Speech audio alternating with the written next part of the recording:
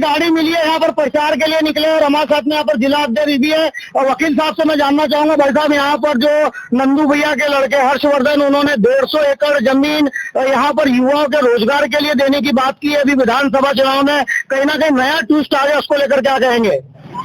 देखिए, दिवंगत सांसद नंद कुमार सिंह चौहान जी अगर उनके जीवन काल में 1.5 एकड़ जमीन भी जिले को अगर दे देते तो आज उनके बेटे हर्षवर्धन जी को निर्दलीय चुनाव लड़ना नहीं पड़ता, दर दर भीख मांगना नहीं पड़ती।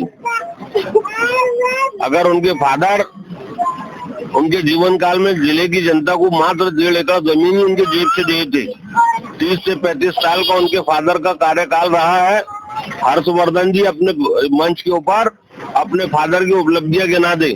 ये तो भाजपा और कांग्रेस की आपसी गुटबाजी की वजह से उनके फादर यहाँ पे निरंतर विधायक और सांसद बनते रहे हैं।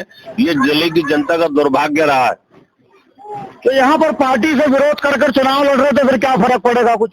देखिए, मैंने फिर कहा कि अगर वो 150 एकड़ जमीन की बात कर रहे हैं, अगर 1.5 एकड़ ही जमीन अगर उनके फादर उनके जीवन काल में देते तो हमारे हर्षू भैया को आज निर्दलीय चुनाव नहीं लड़ना पड़ता। क्या फर्क पड़ेगा? कुछ फर्क पड़ेगा चुनाव में, माहौल में भी? कोई फर्क नहीं पड़ेगा। जिले की जनता, शहर की जनता अच्छी तरह जान चुकी है। भाजपा और कांग्रेस के कारनामों से जिले की जनता अच्छी तरह वाकिफ है। इसलिए इस बार जिले की जनता ने निर्णय कर लिया है कि MIM को जिताना है और शहर को विकास की ओर लेके जाना है। यहाँ पर प्रदेश अध्यक्ष भी है, शायद कोर कमेटी सदस्य यहाँ पर सोहेल खान सिंह बताया। यहाँ पर जो अभी जो निर्दलीय विधायक है, उन्होंने 150 एकड़ जमीन की बात की है, निजी जमीन की बात की है, युवाओं के रोजगार की बात की है। क्या कहना चाहूंगे इसको लेकर?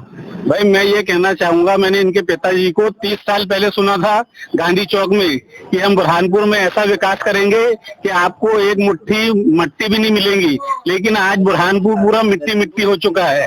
तो इनकी कथनी और करनी में आप जो फर्क है, आप देख रही है, जनता देख रही है। क्या कोई ये मुद्दा कहीं ना कहीं गरमाएगा चुनाव के अंदर? कुछ नहीं, जनता मालूम है हमको कि 15 लाख रुपए खाते में आते नहीं है।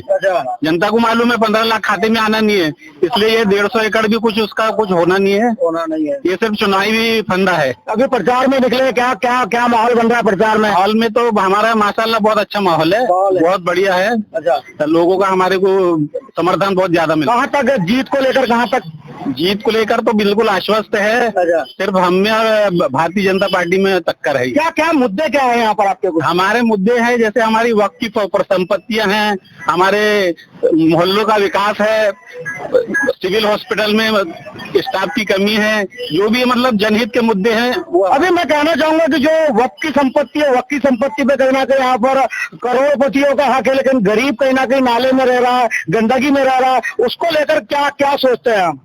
MIM का ये ऐलान है कि अगर हमारा विधायक जीतता है तो जो भी नाले खुले में रह रहे हैं और किराए की जमीन पर रहने पे मजबूर है, हम उसे ऐसी वक्त की संपत्ति खाली कराकर उनको वहाँ बसाएंगे। कोई फर्क नहीं पड़ेगा ये मुद्दा 150 एकड़ का? नहीं, कोई फर्क नहीं पड़ेगा। तो ये प्रचार के लिए निकले हैं यहाँ पर, और प्रचार पे जाते हुए हमने इनसे सवाल पूछा है कि यहाँ पर 150 एकड़ खेती कहीं ना कहीं यहाँ पर निर्दलीय विधायक हर्षवर्धन ने कहीं ना कहीं युवाओं के लिए दिए। क्या चुनावी मुद्दों में कोई फर्क पड़ेगा, उसको लेकर हमने बात की। लेकिन यहाँ पर MIM की जो बात है, उन्होंने कहा कि जो मुख्य संपत्तियों पे करोड़पतियों का कब्जा है, वो करोड़पतियों का कब्जा खाली कराकर जो गलियों में गरीब बस्तियों में रहते हैं उनको वहां बसाएंगे। तो ये देखिए, इनकी प्रचार यात्रा निकलते नजर आ रही है। लेकिन इस मुद्दों को लेकर मैं और कई नेताओं को कहने जाऊंगा और नेताओं से जानूंगा क्या 150 एकड़ खेती का मुद्दा कहीं ना कहीं राजनीतिक गलियारों में कहां तक गर्म होता है।